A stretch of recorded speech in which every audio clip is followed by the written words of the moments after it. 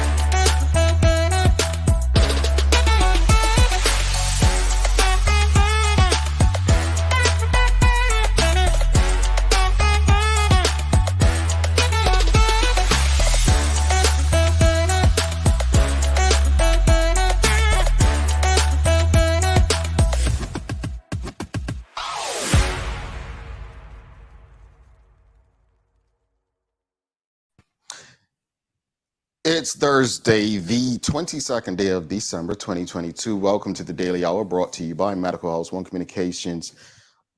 Larry Marshall Jr., Jamal Hartman, and Maya Palacio will be with us in a bit to bring you the latest in her news break. Bert, it's, 2, 3, 4. I'm not good at math, but it's a few days before Christmas. How you making up? Doing pretty good, man. Good morning. Yeah, all that good stuff. So what's on your son's Christmas list this year? He has some gifts. We didn't go overboard. We already gets. I have to remind my wife. Let's bring it down a bit. Because we'll get the whole the whole Walmart if we could. But it's got a few things, and hopefully he'll be happy. You spoil him too, so I don't know why you even asking. Hey, I gotta make sure little fella, as long as he does well. But he had a recital recently, right? He played the drums. Yes, he had his first type of performance with a drum recital, and he did well. He wasn't bothered by the crowd, which is what I was most happy with. But he did a good job. You know what though? He doesn't come across like he's shy, but he just comes across sometimes like, you didn't pay me to do this, so I'm not doing it for you. I don't know you like that. Like, you know what I'm saying? He's not shy, Yeah. but if he don't know you, he just seems like, well, no, I'm not doing this for you. But I'm glad. Honestly, I was double booked that night, but I really, really definitely want to make sure I come and see him because he's just got mad personality. He has mad, if people have met Mason Marshall, his son, he has personality. I don't know where he got you from. Well, you and your brother are kind of quiet and reserved, but I mean, when you were younger, I mean, we didn't meet till we were, early teens and whatnot. Yeah, so I don't know. Maybe your parents have got some stories. No, I'm sure they do. Anyway, folks, greetings everyone, and thanks for making us part of your daily routine. We have a good one today. We're welcoming the president of Western Star Sports Club, Devarr Boyles, coming on. We're having a community conversation, and folks, you heard me say it on the show when we spoke about it briefly, like probably very, very briefly. But I think what they're doing and what we're discussing could be everything our community needs. I am extremely excited about this conversation, and I really hope that people really take this on. It's not to say that what they're doing is not fun, but it's impactful. Mm-hmm. Stick around for that conversation. We have the Daily Play coming up, more holiday trivia. Let me just look down. It's been easy, apparently. I'm gonna give a disclaimer. I'm pretty good with trivia, but the holiday stuff, you might get me. I'm throwing it out there already. I don't know. I mean, everyone's pretty much got the answers recently. I mean, I think everyone, they keep... Jerry got the answers? Okay. Oh, wow. I didn't do it this time. I didn't do it this time. I didn't do it this time. Sherry, you heard your boy. I did not do it this time, right? That was Larry Marshall Jr. I'm not Maya under the bus because she comes out swinging when she's coming on. Folks, we have a conversation to have. As you know, this is the second last conversation episode of the year. We will be having one more live show tomorrow. Tomorrow, I believe we're giving about 3 giveaways for those who filled out our survey on our website, and also those who have been answering our questions on our Facebook page recently. So tomorrow, it's a big holiday giveaway. I want to tune in, and it'll be me and all the ladies. So you, Sherry, and Maya has agreed to host, like not the news, but host, right? So you guys don't know how difficult it is to try to convince her to do that for the first time. Like it's like pulling teeth. Yeah, it was hard, but I am happy that we're gonna have fun tomorrow, and Maya's gonna be on for a full episode, and Sancho will be here as well. So tomorrow, folks, it is the final conversation, final episode of the year. We're gonna have some fun. The audience, we're gonna welcome you into the studio. So you know how you all are. You say, "Oh, well, nobody let me know." Well, you know in advance. So do your hair, brush your teeth. I mean, no one can smell your breath, but iron your shirt, whatever you need to do. Yeah, sort it out. Sort it out. All right, so folks, we have a conversation. Larry, your sister Sherry is saying leave her alone. So no picking on Sherry today. So we have a conversation this morning. Again, as we head toward the end of the calendar year 2022, we've got about a week and a half left. And the question is very simple. What can we learn from Bermuda's 2022? What can we learn from 2022? What are some lessons? 2021, I mean, it was a hard year in terms of losing some young people from COVID, right? Just that. 2020, it was a crazy year in Bermuda, a full pandemic. Your premier decided to call an election. Yeah. It was crazy. So we thought 2022 would have been a bit better. 2022, economically, it hasn't been any better. If you read the news beyond Bermuda, you see that predictions in the region are saying 2023 is not going to be any better. In fact, it may be harder as far as groceries and so on. So, what are some lessons we can learn from 2022? What are the things that happened that worked out for us? I mean, one of the things I'll say, if I can go first, I'll say one of the lessons from 2022 is Bermuda found a sweet spot with sports tourism. Mm-hmm. I will say that. That's a positive. That's a lesson I feel we can learn from 2022. I think Bermuda found a sweet spot with sports tourism. And I use that. I mean, you've got the golf still, you've got the rugby and stuff. But to me, the track event was huge. And I just don't think my only concern is that we need to capitalize on it. But I don't think it's all negative. I think Bermuda had a very good year in terms of sports tourism. And I commend the Bermuda Tourism Authority and their team, Hazel Clark in particular, as well as what's the organization that Dr. Freddie Evans and Mia Bean are on? The BNNA, Bermuda National. I commend them for working with them as well and bringing that, because folks, if you don't remember, that happened in April, right? Yeah. When that happened, the amount of athletes, and these are athletes at the highest in that sport, those athletes went on social media, they big Bermuda up. It was huge for Bermuda, right? Yeah. I just wish we would have capitalized on it a bit better locally, like the coverage we got internationally. But to me, a lesson we can learn from 2022, one that stands out, is that sports tourism is our sweet spot. Yeah. I think I totally agree with you, and I wish we would have capitalized on it more, but we have another opportunity as it is returning for next May, not April. But there's a lot of things, you named off quite a few, and for me, I what comes to mind is we navigated through the protocols of COVID and the restrictions, and shelter in place was the last one we had. I want to say the beginning of the year, not shelter in place, but major restrictions was the beginning of the year to getting rid of the travel authorization. So what can we learn from it? I think we're starting to see a bit of that now. The weather's changing. We have COVID cases ramping back up a bit, and also RSV along with the regular flu. And you're seeing people just make the adjustments. It's no hoopla. It's no, I have to let you know what's going. People just putting on the mask. They're staying away. They're saying, hey, I have this, and just moving. I think you're seeing an adjustment without it having to be controversy. And I think that shows a bit of learning. I saw one person the other day kind of get on why I'm gotta wear a mask in the doctor's office, and I was just like, at this stage, when you have to wear one, and most places you don't. So at the end of the day, just get over it and do it, or don't go. You know what I mean? And So it's just client, and you would say one of the lessons we've learned is we've become. we've made the adjustment. I think we're learning from these experiences, the protocols, and what to do.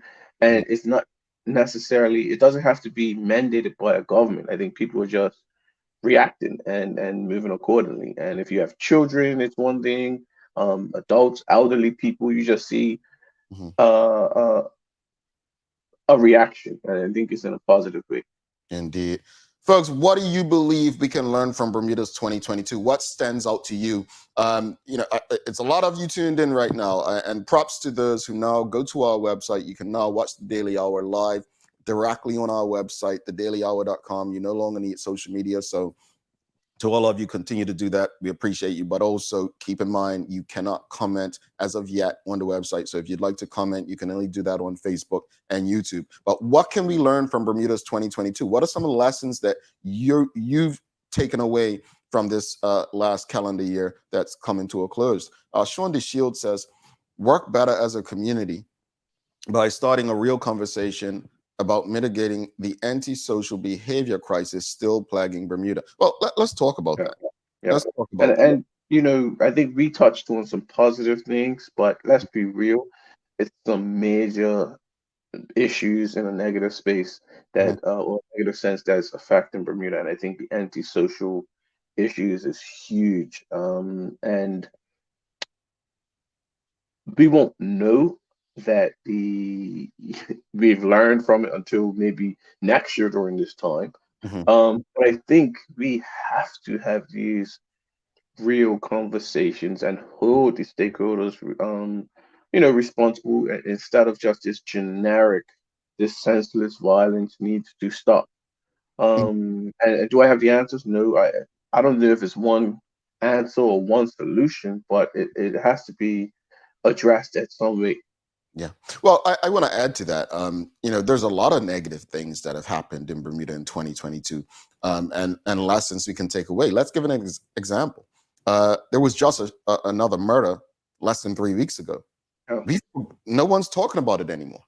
yeah, We're not talking about it. What I've learned is that the same way you said just now, how we've learned to kind of deal with wearing a mask and just getting, I guess, and not, you didn't say this, but we've learned how to be compliant, right, with situations that just make and spend our less energy fighting against that. I feel like it's become so normal in Bermuda, and it wasn't like this 15 years ago, but it's yeah, become so normal that when someone is murdered, right, we make noise for a minute and then it's forgotten about until the next time it happens. yeah. I think the outrage isn't as loud as it was at once, and the result is still the same.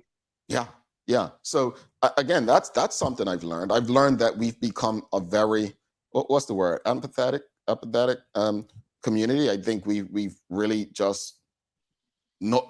It's almost like we've become okay with this stuff happening to the point we no longer respond to it outside of initial outrage. So that's a lesson. What else? What else, audience? What are some lessons that we can learn from 2022? We've got dealing with airborne viruses. We've got Bermuda Tourism Authority and the BNAA.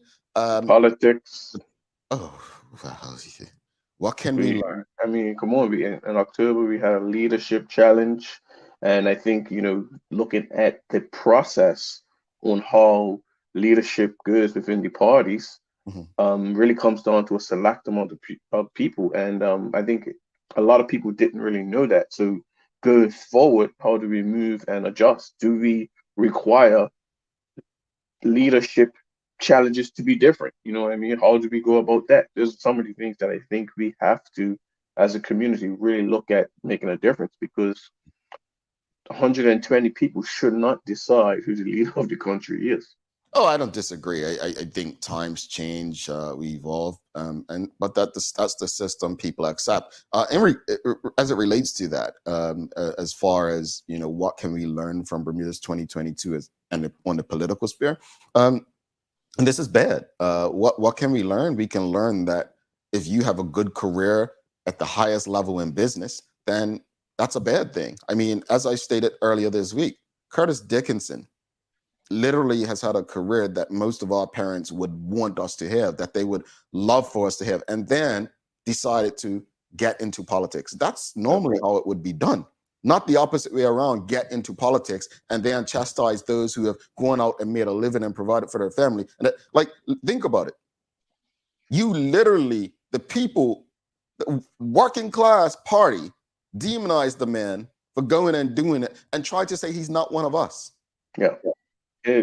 What I learned from that is, folks, politics is nasty, it's dirty, and it's not what they tell you it is.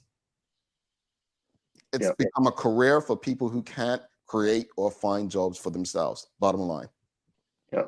And as a people, I think the lessons that we take from that is, one, how do we hold those people accountable? And two, how do we get the change? Because a lot of people just did not like how that went down, myself included. But you recognize that that process has been durable. So how do we get the change? Yeah. Let's go back to audience. What can we learn from Bermuda's 2022? Michelle White says, now is the time to invest in ourselves and take control over our own future. Entrepreneurship may not be for all, but it is an option for many. And in 2023, many have, 2022, I believe she means many have responded. I agree. Yeah, I agree. I think there's an entrepreneur in everyone, though. I don't think when people say entrepreneurship's not for everyone, I get it, because not everyone, has it in them and wants to do it. But I think what we have to understand is entrepreneurship doesn't mean go at it alone. That's what I think we forget. Entrepreneurship doesn't mean that we have to go at it alone. It's this one-man show. Entrepreneurship could mean you creating something that you're passionate about, you have a desire to succeed in, and bringing on people with you, fellow entrepreneurs, and everyone does their part. So I believe there's an entrepreneur in all of us. Philip, chop for you, right? You mentioned it already, but I've learned that we need to get creative with getting our economy on track, especially with tourism. But overall, we may need to make some hard choices. Yeah, I agree. Oh, a lot of hard choices, indeed. I don't want to go there, but I don't think this is just 2022. The size of our government is not sustainable. And I give credit to the government of Bermuda, because you don't want to just cut, right? That's never going to solve problems. But as I stated over and over on this show and other shows, is that when you create opportunities, or when people, I'm not going to use government. Let's use a bank. You spend a number of years in the banking industry at the highest level, C-suite, but maybe you never made it to CEO. Should you not have the knowledge to go out and start your own bank, not to compete on a high level, but just a small community bank that can grow into that? I think we are very comfortable with the idea, and it's said all the time that our parents send us to college and then we come back and we just work for others. Truthfully, that's not what our ancestors created for us. They created spaces where, you know what, once you finish school, you come and you take over this business. And the world's evolved. Yeah, it has. It has. I'm not quite sure that what worked 15 years ago or 50 years ago, and they were both different. 50 years ago, it was you take over maybe a family business or something. 15 years ago, it was you go to college, you come back, got a job.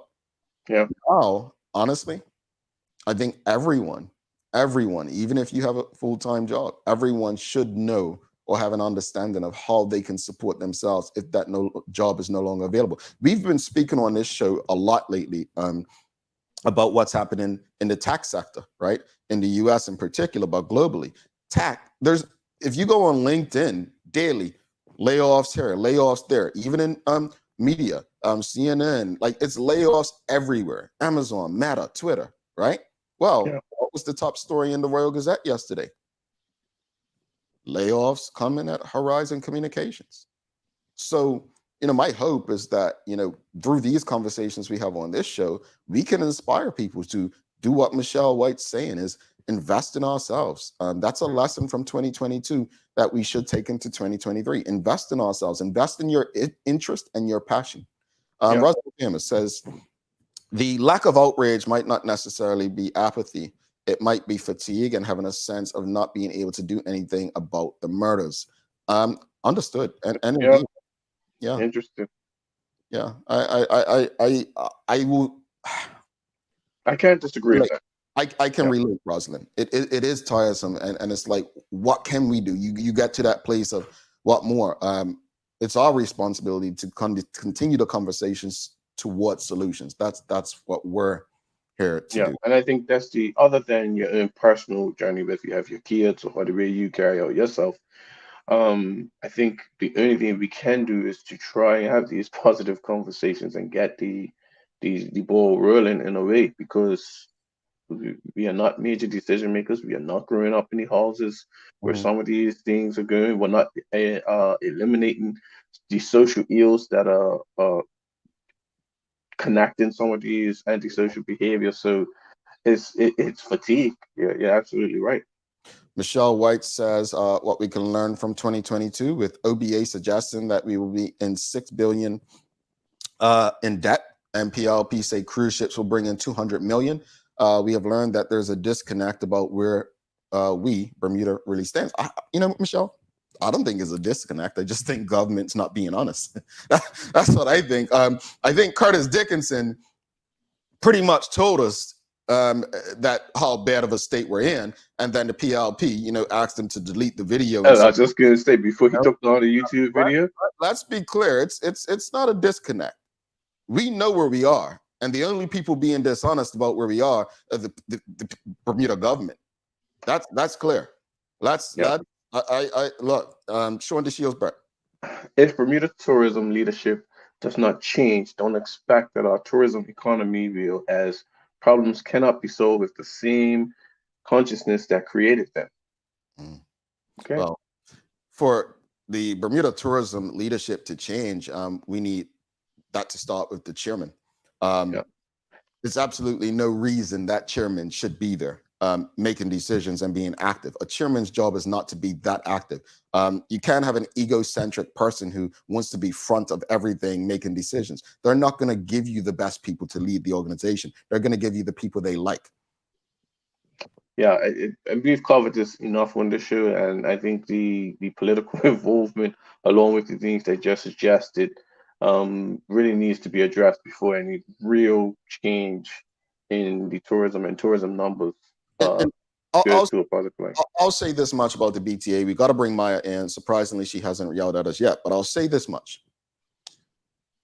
The for the Bermuda Tourism Authority and for Bermuda's tourism sector to be successful, the authority needs to, their number one goal right now, I've changed it. The number one goal should be private revenue. They need to drive private revenue. Once they have the private revenue, once they have their own funding, they are now able to work and not answer to the government. They can now be in charge of their own destiny. So that is ahead of group tourism. I would say so, because I think it's too interlocked with government. It's too tight right now. And so remember, government doesn't understand tourism. Governments don't understand tourism. They don't. Governments fund tourism, but they don't understand it. In order for the experts to be successful, they need to control tourism. So the Bermuda Tourism Authority need to find private revenue. How they do that, because no one seems to like the organization in terms of their stakeholders. They need to find a way to fund themselves so that they can act like a private organization. Until they get to that space, I don't expect anything to change, regardless of how many awards they get for whatever. So real quick, because I know we're gonna finish, is that possible? Because that seems, because Well, I'll the say, board is all made up, appointed by who? yeah, well, the board has to be wiped out, but Right. it is possible with the right people. And unfortunately, they don't have the right people right now. So Okay. to wrap it up, I'll just say that if Bermuda is to have a successful, one of the lessons we learned from 2022 is that the BTA as it is not going to give Bermuda its best chance to succeed in the tourism space, but they have found a sweet spot in sports tourism. let's bring Maya Palacio in for the news break, folks. I'm sure she's got some good stuff for us today.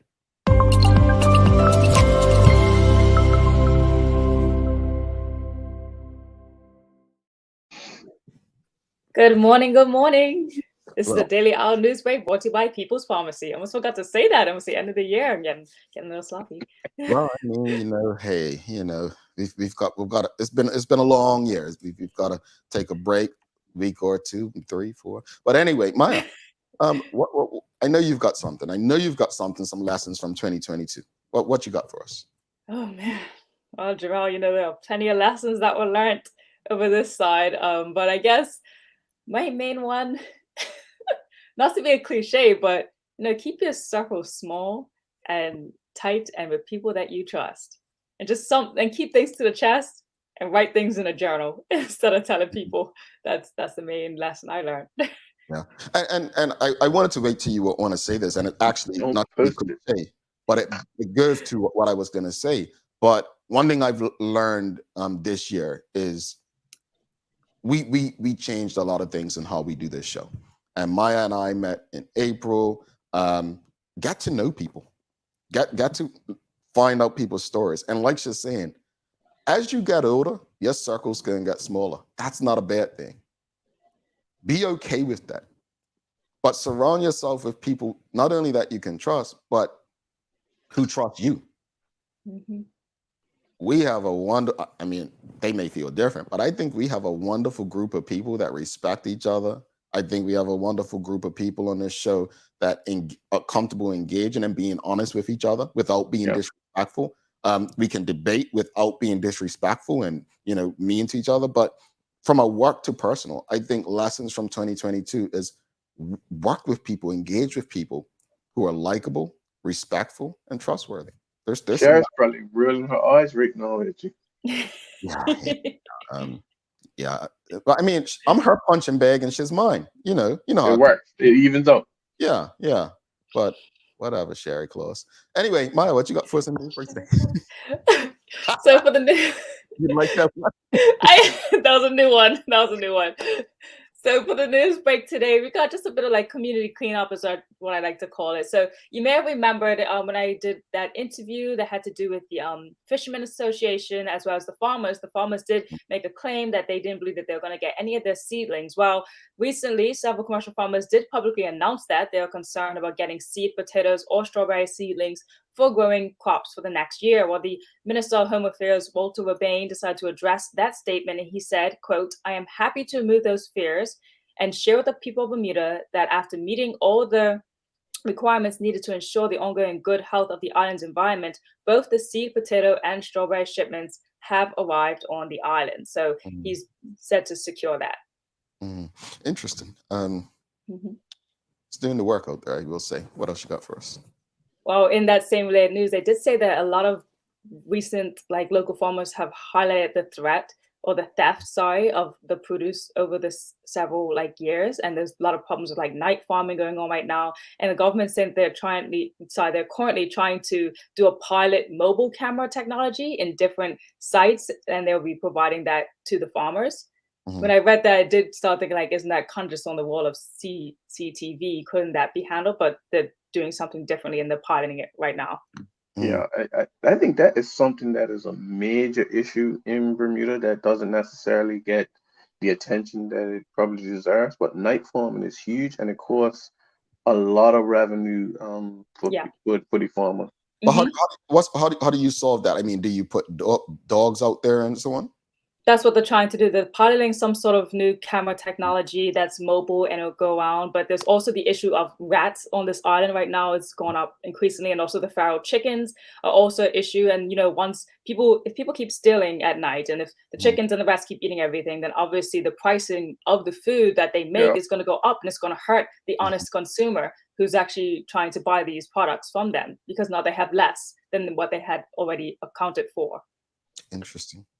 Yeah. Interesting. So that's a huge issue for farmers. Yeah. I'm buying a farm next year, so I'm gonna have some dogs and I live in Florida, folks, so we have extra things that we can do to people stealing from. Go ahead, Mike.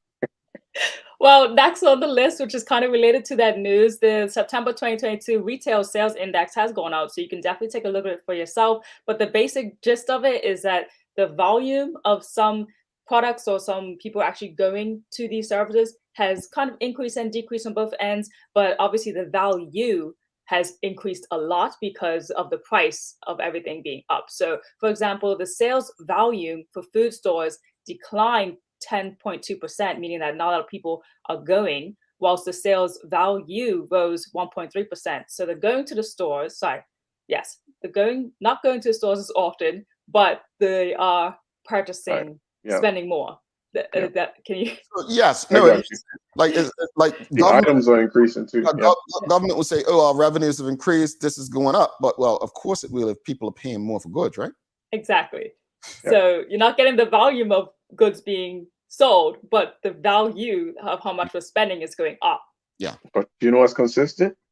Salaries. That's not good enough. There you go. That is true. So the sales volume of also motor vehicle stores have declined by 6.2% due to lower numbers of vehicles sold, and the sales value for the sector fell 4.3%, but the sales level was 49.9% above the sales volume in September 2019 prior to the pandemic. Now, those values increased mainly because, the price of fuel. So that's another sector for you there. Again, it's out, so you guys can obviously read it. But again, the whole gist of the fact is that volumes are less. You're spending way more money because of the whole debacle that we're going on right now. Okay, later, also in the news right now, government has appointed 2 new directors posts. They are Miss Kimberly Bean and has been appointed as the director of the Department of Youth, Sport and Recreation within the Ministry of Youth, Culture and Sport, and Miss Nia Tolbert has been appointed to the post of director in the Department of Communications within the Cabinet Office. As the director of Youth and Sport and Recreation, Miss Bean will work under the general policy direction of the Permanent Secretary of the Ministry of Youth, Culture and Sport, working under the general policy direction of the Permanent Secretary for the Cabinet Office. Ms. Tolbert will be responsible for the management and administration of the Department of Communications. She will also work to ensure that the department continues to support, highlight, and promote government key policies and initiatives to the public. I'm just going to congratulations to both of them, actually. Yeah, well done. I know of Nia Tolbert, but I say this respectfully about the civil service. I don't know what special powers you all have to work in the civil service that long, seriously, to rise there. But congratulations to both of you. Whatever that superpower is, please, I need some of that juice. What else you got for us, man? Well, last on the news, last 2 things to tidy it up. There will be a ribbon cutting ceremony today at 10 a.m. as the Minister of Public Works, the Honorable David Birch, alongside the Major Rob Kerr, Division Commander of the Salvation Army Bermuda, will open the Salvation Army's new emergency housing units. Okay. I know how you feel about charities. Next on the list to clean it up is Lonnie Bascom won a Jiu-Jitsu World Championship gold medal last weekend in California. And in an interview with the Gazette, he said, "I did very well in the Pan Ams, and to win the Worlds was quite something. I knew from my experience at the Pan Ams that it's all or nothing in the final, and there's a thin line between silver and gold. So when I made it to the finals, I knew I had to get everything I had, and I left it all on the mat." Good stuff. Congratulations, brother. What's the weather looking like today, man? Looking like a bright start, but a chance of a few showers today and later in the afternoon. And we have a high of 69 degrees. All righty. What's the days of the year, Bert? Today is Mathematics Day. Yes, we're taking you back to school. Mathematics plays a crucial role in understanding all sorts of subjects such as science, music, social studies, and even art. The study of mathematics helps people to learn better problem-solving skills and serves as a way to help humans organize and think logically. You know what? School's out, but hey, folks, you know who needs that math right now? Parents. It's Christmas time. There's budgets. All right. I'm telling you. Get your math up, because you don't want to broke after the holiday, folks. Seriously. No add, subtraction, just those simple ones. Know the difference, all right? Know how to impact your bottom line. Maya, we'll see you tomorrow. I'll see you tomorrow, guys. Bye. See you later. She's coming back, folks. She's coming back. All right, my applausio for you there, folks. Just want to answer this question before we go to break. Sean DeSeal's asking, so are you suggesting that the privatization of Bermuda's tourism product is a step in the right direction for potentially improving air visitor arrivals? Let me just break this down, what I mean by this. First off, yes. Secondly, I'm going to explain why it's yes. That's how DMO, destination marketing organizations, which the Bermuda Tourism Authority would work. However, Bermuda doesn't have the volume of rooms to support how other destinations work. What does that mean? Other destinations not only rely on private revenue, but they rely on room tax nights, right? Bermuda doesn't have the rooms to support the Bermuda Tourism Authority with room tax. There's only what? Just over 1,000 rooms left. So they don't have that volume to give them. So they have to rely on the government. Government should not be funding the tourism authority, bottom line. So then, since Bermuda doesn't have that volume, you create a department that's focused on private revenue. Ask me how I know, because that's what I do for my current job. So it's not a thing where I think people think of privatization as a bad thing. No, privatization in this respect is, if you're going to be paying people high salaries for not delivering results, then that should not be on the people of Bermuda. It should be on that organization to fund themselves to ensure that they are delivering results. That's how you get people in spaces where it's a matter of getting those access and those right. Finally, I will say this much. This is not personal. This is about Bermuda at this point. Bermudians have not benefited from good tourism. Craig Simmons said the last good year we had as an island economically was the America's Cup 2017. Bermuda needs things to change. If they funded themselves, they would have the freedom to do things without government being involved. They would actually have a real board and not politically appointed board with 2 sitting MPs. That's how it needs to work. That may involve people at Bermuda College, in the industry, whatever, but it's not going to be successful with the current setup. That's where I'm at. Let's go to a break. We'll come back. We've got Devarr Boyles, president of Western Star Sports Club. And to me, this is one of the best conversations, the best guest to have, our final guest of the year. I'm excited about this one. Stick with us.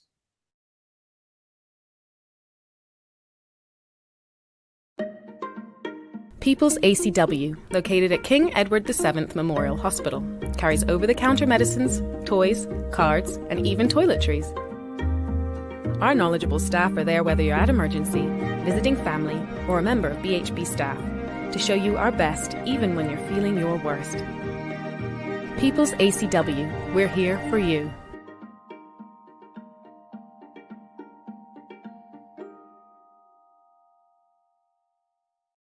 Welcome to the new bulk store, Lindo's Next Level. Wake up in the morning with enough coffee to keep you running throughout the entire day. Your pet at home deserves the best. Stock up on dog food to keep your puppy happy. Need a quick, tasty lunch at home? Your chicken nuggets will be jumping right out of the freezer. What's a movie night without popcorn? You can never have too much. Lindo's Next Level. Why go anyplace else? Mom's celebrating her 70th birthday next month. Have you noticed her age is catching up with her? Yeah. Plus, she's having a hard time getting up and around like she's used to. I would sure hate to see her fall. At Medical House Limited, we can help make life situations easier. We have electric beds, motorized scooters, bath stools, walkers, you name it. Mom's been real good to us. We'll get her birthday and Christmas gifts from Medical House. Medical House has relocated next to the Dandytown Field, number 6 Bakery Lane, Pembroke. Telephone 292-3622. Alrighty, welcome back to the Big Show. Larry Marshall Jr. I'm Jamel Hartman. It's the Daily Hour brought to you by Medical House, One Communications, Lindo's, and People's Pharmacy. Folks, if you haven't already, you can watch the Daily Hour on thedailyhour.com. It is now streaming live on our website. So if you don't have social media, know someone who doesn't have social media, please check us out over there. Without further ado, let's bring our guest for the day. Let me make sure I hit the right one. I don't want to hit the side, but we've got the president of Western Star Sports Club, Devarr Boyles, join us. Please give him a TDH welcome, folks. No guts, no glory. No guts, no glory. That's what they say out there, right? That's what they still say out in Georgia, right? Yes. Good morning, Mr. Hartman. Good morning, Mr. Marshall. Morning. Thank you for Morning, morning. having me on the show and representing Western Star Sports Club. Thank you for Morning, coming. audience. Thank you for coming. First off, what year did you retire from playing football? Oh, wow. I can tell you, I'm born 2000. across 50, and I retired at like 28, maybe 27. Okay. All right. No worries. I mean, I wouldn't want to age you, but I just remember you seeing you play very often against my teams mostly. But I will say you were one of the smoothest, cleanest players I saw on a football pitch. So it's great to see one of Bermuda's best giving back in the capacity that you are. But for those Fine who words. Thank you. no worries. But those who don't know, just tell the audience a bit about your background and your role within Western Star Sports Club. I think first I can say that I'm a physical education teacher. I've been an educator for 20 plus years, 25 plus years. When coming back from university, I decided to pursue coaching, not belatedly, not knowing that I'll get into coaching as early as I did. I took a job up at the Bermuda Football Association. I think that was in 2009. I was the youth director of football. Then I graduated to be the technical director of Bermuda football. So I was full time in football for 3 years, 3.5 years. And then I transferred back into the teaching system. At Western Stars, I was playing, and how I got into coaching at the senior level during the middle of the preseason. A coach, just left the team for his reasons, and there was nobody else that wanted to do it. So I stepped up, and here I am.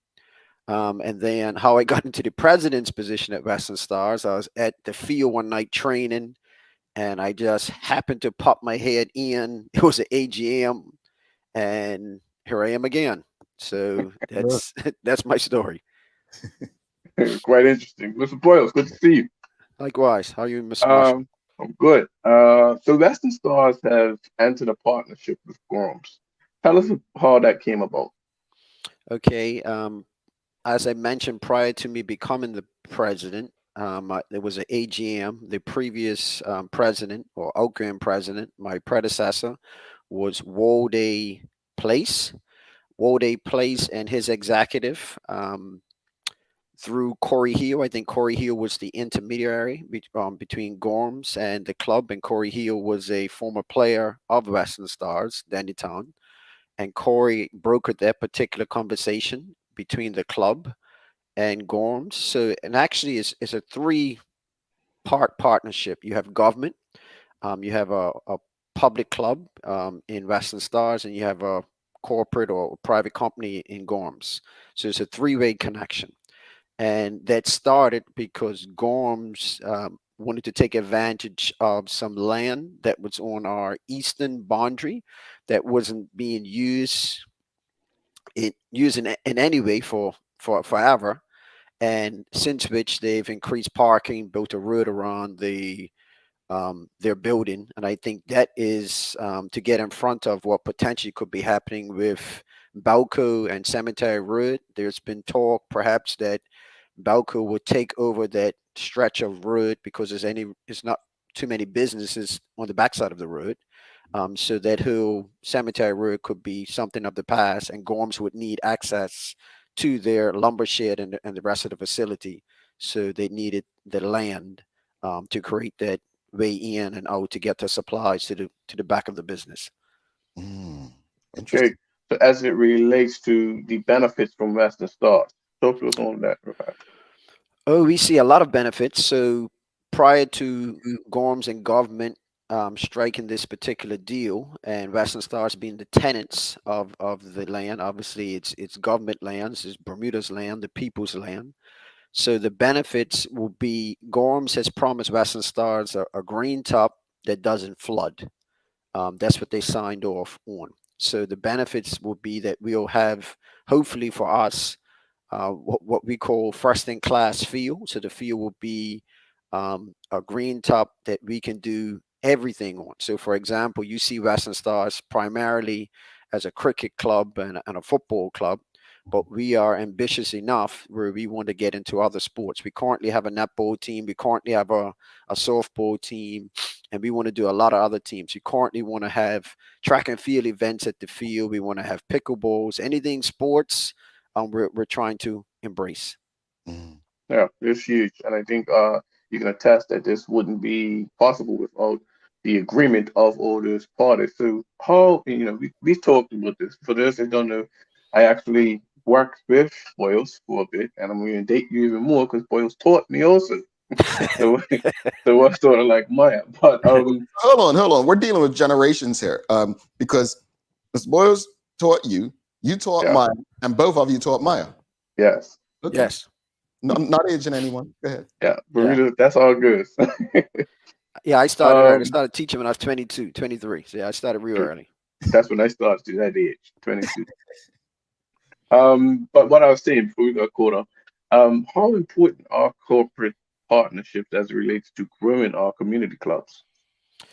I think what we're hoping that transpires from this, we see Western Stars as being loosely a model club. A model club in the sense that we're hoping that if this deal goes the way that it's supposed to go, and it's heading in that direction, and we see no reason why it's not going to end up in fruition of Western Stars having a first-in-class green top. But if corporate companies can come into local clubs and adopt local clubs, I think it just benefits everyone. So without the private funding that a corporate club provides, the current sports club and how it's existing, I think it's dying a slow death. It's death by delay, in my opinion, and that's one of the reasons why Western Stars is moving in this direction. I wouldn't say it's a new direction. I just say it's moving in the direction that I think we have to, and we have no other choice really. Interesting, quite interesting. I think it ties into the next thing I want to bring up because the model that is currently used for most sporting clubs or community clubs is the bar setup type situation. And a few weeks ago, we saw a write up in the Daily where you said that Western Stars was moving away from the current building to another one, and they're getting away from that the bar being the main stream for the revenue. Give us your thoughts about that because that's a major decision. Okay, I guess the short story is that the former state of the club, the club is still there, needs to be some major repairs, but the current club, how it was functioning when I came in as the president, I took a poll because we were providing, well, we had a bar, but were the members really using it, and were we providing a service that the members weren't taking advantage of? So once we collected the data, we saw that the bar really wasn't being used a lot by a large percentage of the members. It was used by some members and members of the public. And then we looked at the financial, picture of the bar, the state of it. Was it paying for itself? In most cases, it was, but barely.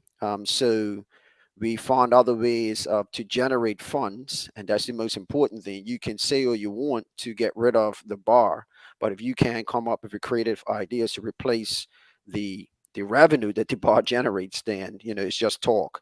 So luckily for us, we've stumbled onto something that we think is sustainable, and that's given us some encouragement to move away from it.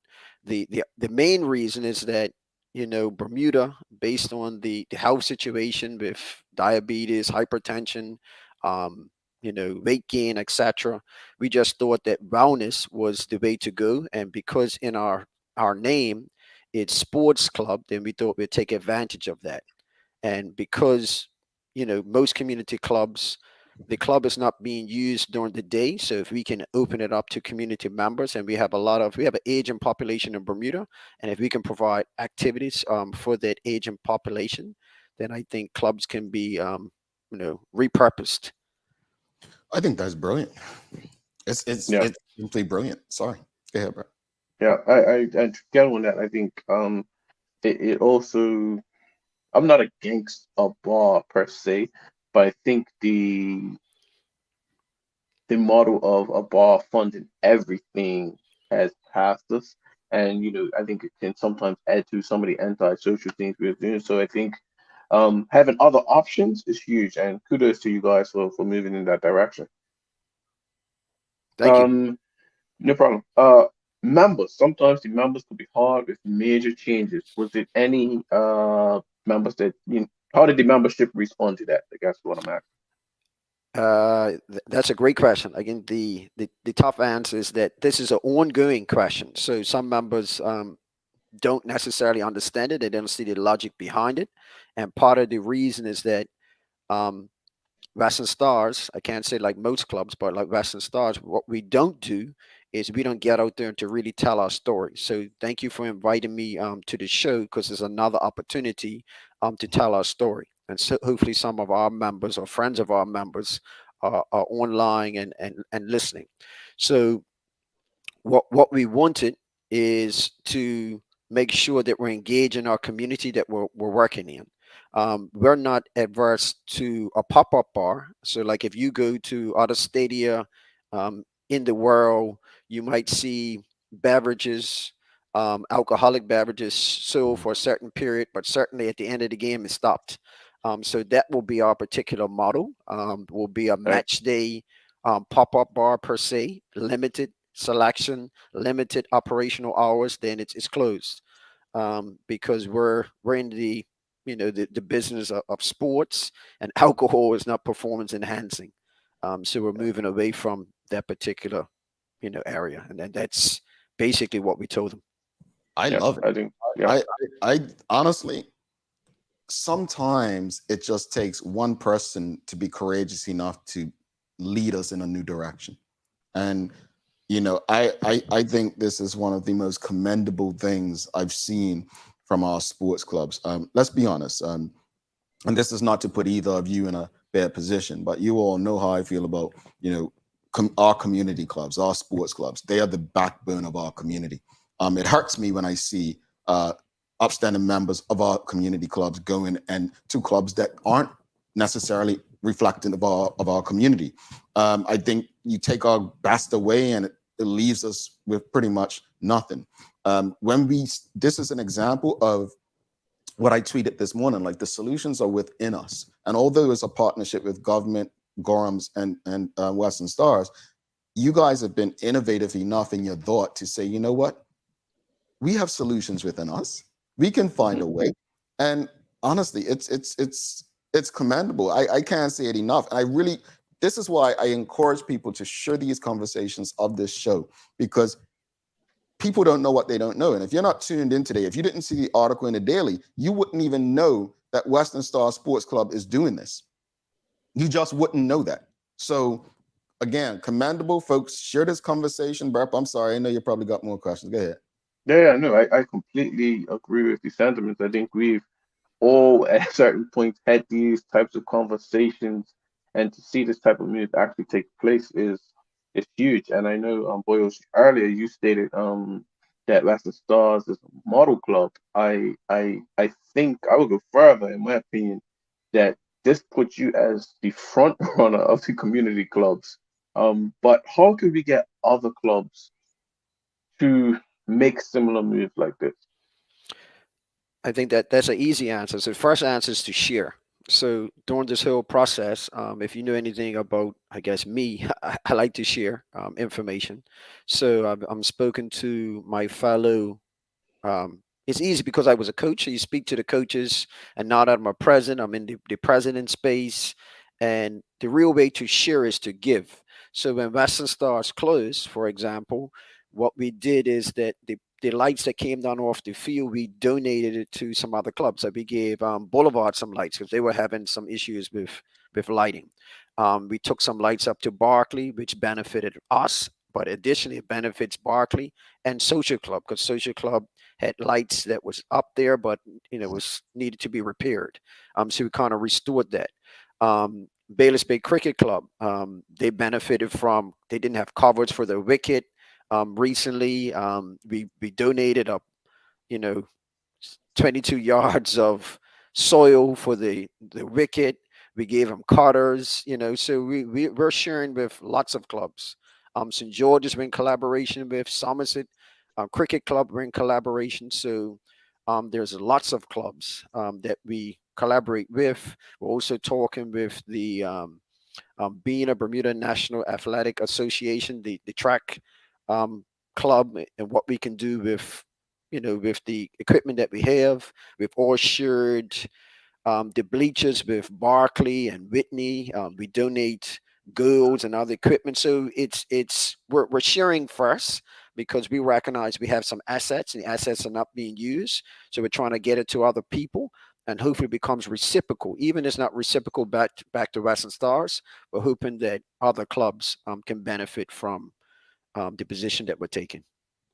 Yeah, I must say it's quite interesting because having worked with you, I just want to say this. I'm sorry because I want to say something that we've all said on this show over and over. But what you just said, you mentioned at least 5 other clubs, right? And I always say the solutions to our problems are within us, but collaboration, not competition, is gonna help us grow as a community much faster. So the fact that you gave your lights to Boulevard Social Club got something, working with St. George's, like you just Baylor's Bay, a cricket club only.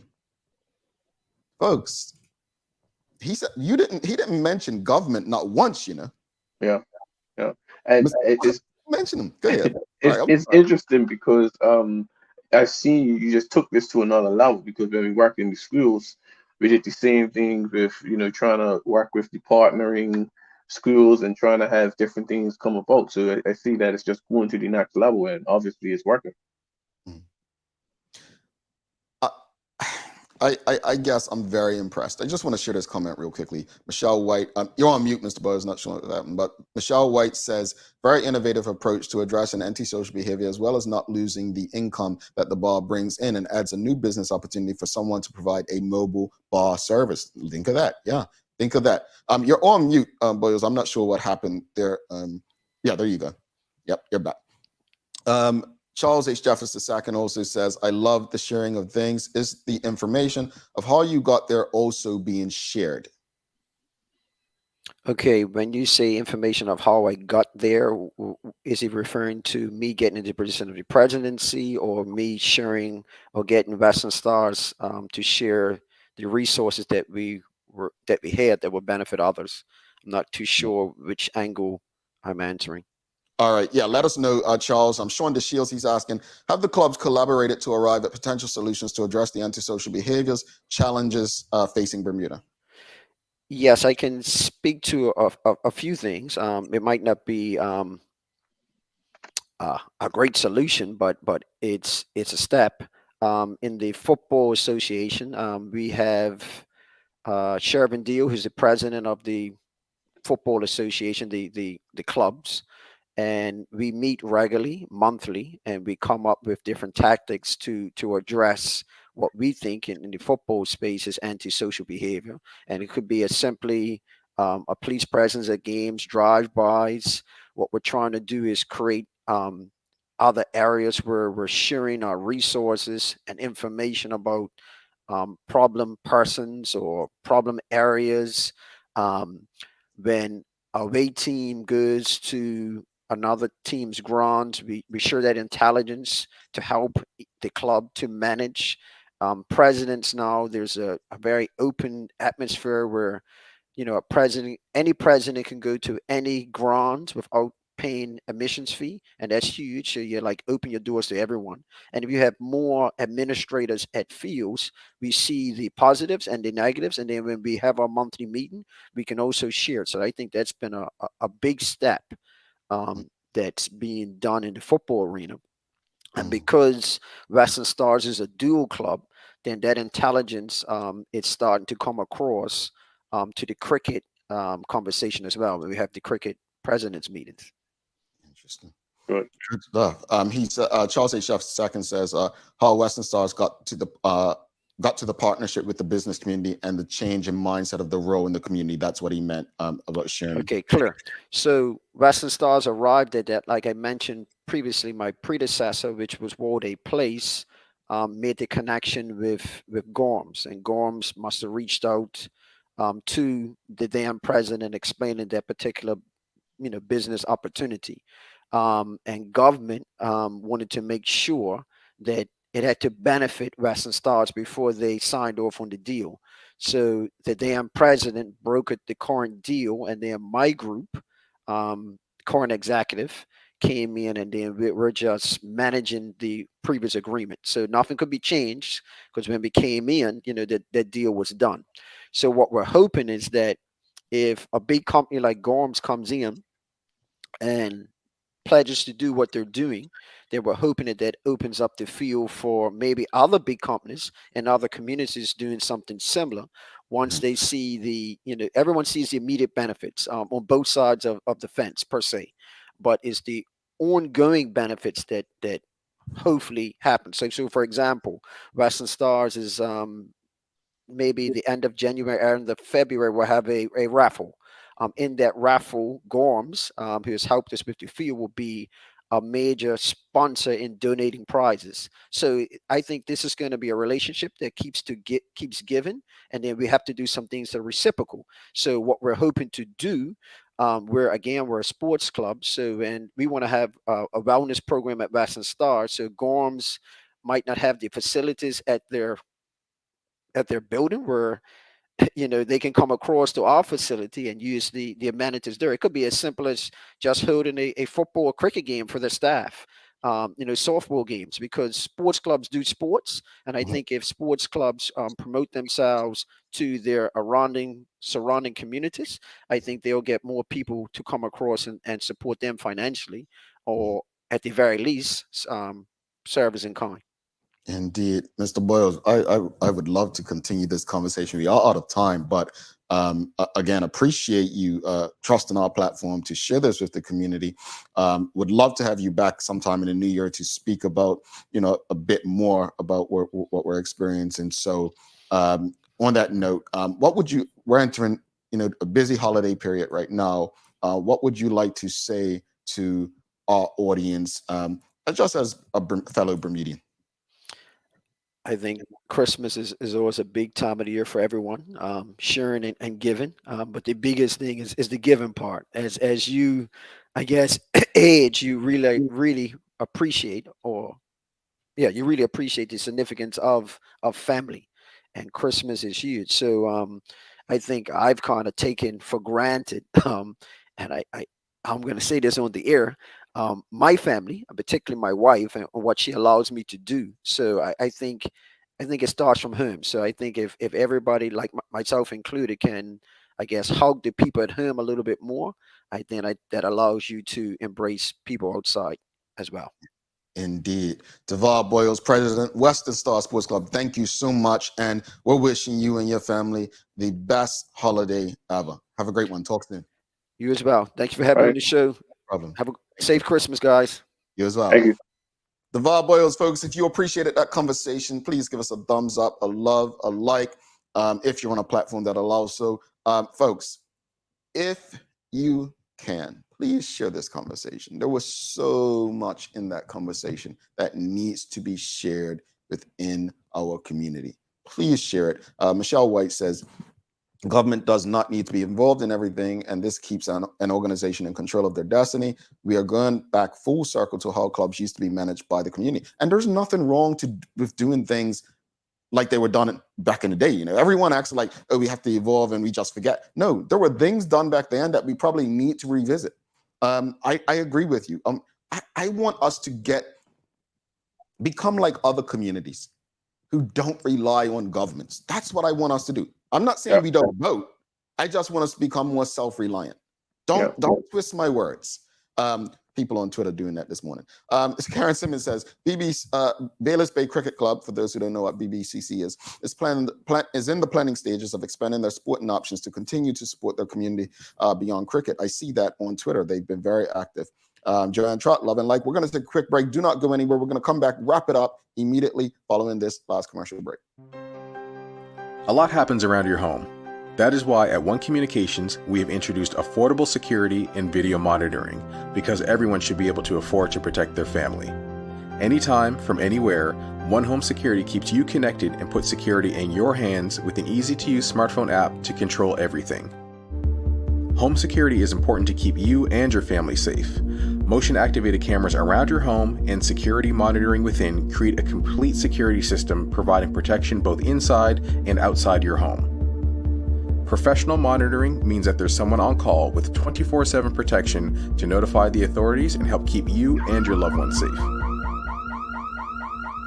We are dedicated to whole home protection with indoor and outdoor cameras, smart door locks, motion sensors, and more, so you'll always be connected to what matters most. With professional installation, no upfront hardware fees, and low monthly rates, because keeping your family safe should be affordable for everyone. Total home video monitoring and security, there's no better way to protect your home than with One Home Security.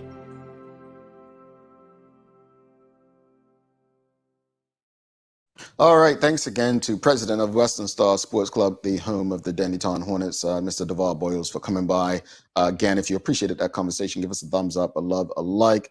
Thanks again to our sponsors. We've got One Communications, Medical House Lindos, People's Pharmacy, and North Shore Medical Aesthetic Center for continuing to support the work that we do. It's time for the Daily Play, brought to you by Bermuda Trivia, now available at stores throughout Bermuda. Follow Bermuda Trivia on Facebook, Instagram, Twitter, and TikTok to find out why it's Bermuda's favorite trivia game. Burp, are you ready? I am ready. I'm not. Hold on. Oh, here we go. No? Yeah, this is it. I think this could be a moment where Sherry could tease me. Man. No, I might have asked this one already, so let's check it out. What beach in Bermuda do many expatriates usually flock to celebrate Christmas Day? Elbow Beach.